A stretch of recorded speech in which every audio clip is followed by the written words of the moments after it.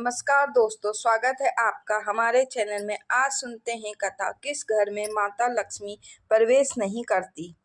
बहुत समय पहले की बात है। एक छोटे से गांव में मोहन नाम का एक व्यापारी अपनी पत्नी कमला और दो बच्चों के साथ रहता था। मोहन के पास धन दौलत की कोई कमी नहीं थी। घर बड़ा, खेत, गाय भैंस और सोने चांदी के गहनों से उसका घर भरा पड़ा रहता था। लेकिन उसकी पत्नी अब संपत्ति से संतुष्ट नहीं थी। उसके घर में कभी खुशी और शांति नहीं रहती थी। मोहन की पत्नी कमला बहुत ही घमंडी और क्रोधी स्वभाव की थी। वह हमेशा दूसरों की बुराई करती रहती और गरीबी लोगों को अपमान करती। घर में आए मेहमानों को भी वह ताने मारती। यदि कोई भूखा व्यक्ति भोजन मांगने आता तो कमला उसे डांटकर भगा देती। धीरे धीरे उस घर का वातावरण भी बदलने लगा। बच्चों में भी बड़ों का आदर करने की भावना खत्म हो गई। वे माता पिता से ऊंची आवाज में बात करते और हर समय लड़ाई झगड़ा करते रहते। घर में सुबह देर तक सोना, पूजा पाठ न करना और गंदगी फैलाना आम बात हो गई थी। गांव के लोग कहते, इतना धन होने ते हुए भी मोहन के घर में खुशी नहीं है। लगता है माता लक्ष्मी उस घर में से नाराज है। एक दिन गांव में एक वृद्ध साधु आए। वे हर घर में जाकर लोगों को धर्म और अच्छे कर्मों का उपदेश दे रहे थे।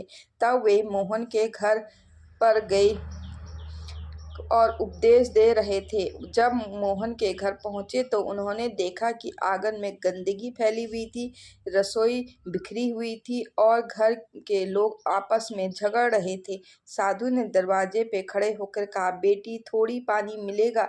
कमला ने क्रोध में कहा, यह कोई धर्मशाला नहीं है, यहाँ हर आने जाने वाले को सेवा नहीं मिलती, आगे जाओ।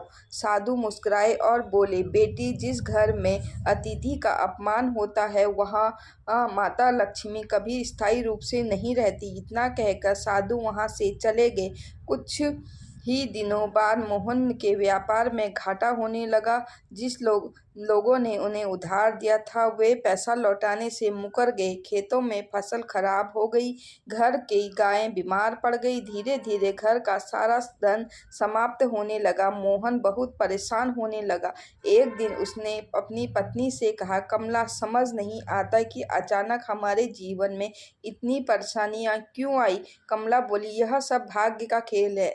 उसी रात मोहन को एक विचित्र सपना आया। उसने देखा कि एक तेजस्वी स्त्री सफेद वस्त्र पहने उसके घर के बाहर जा रही है। मोहन ने पूछा, माता आप कौन हो? वह स्त्री बोली, मैं लक्ष्मी हूँ। मैं उस घर में निवास नहीं करती जहाँ अपमान, अहंकार और आलस्य और कलह हो। तुम्हारे घर में न बुजुर्गों का सम्मान, न भगवान की पूजा, न गरीबों को दया, इसलिए मैं यह घर छोड़कर जा रही हूँ। मोहन घबराकर उठ बैठा। सुबह होते ही उसने अपनी पत्नी को पूरा सपना बताया।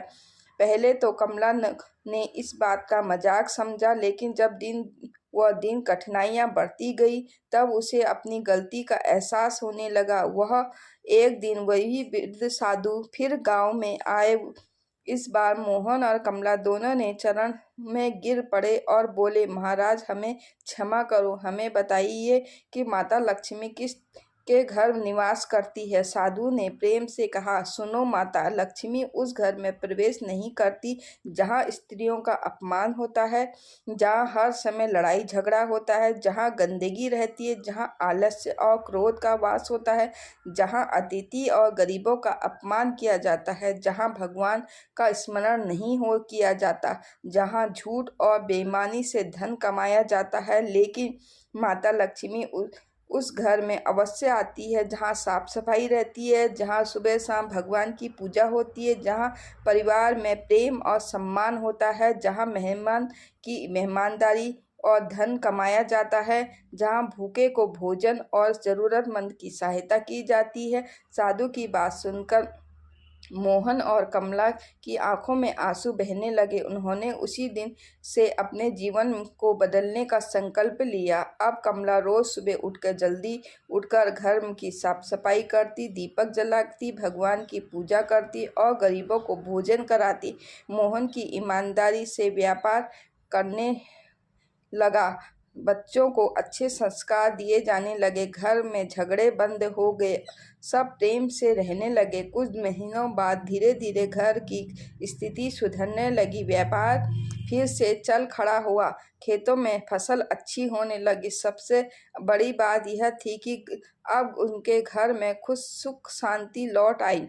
एक रात मोहन ने फिर सपना देखा। इस बार माता लक्ष्मी मुस्कुराते हुए उसके घर में प्रवेश कर रही थी। उन्होंने कहा, अब तुम्हारे घर प्रेम, सेवा और भक्ति का स्थान बढ़ गया है।